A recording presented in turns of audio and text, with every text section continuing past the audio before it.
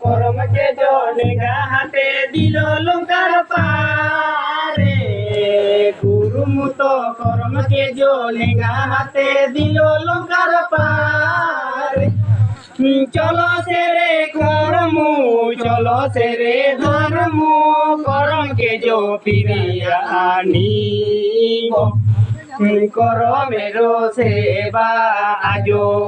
সারা রাত ও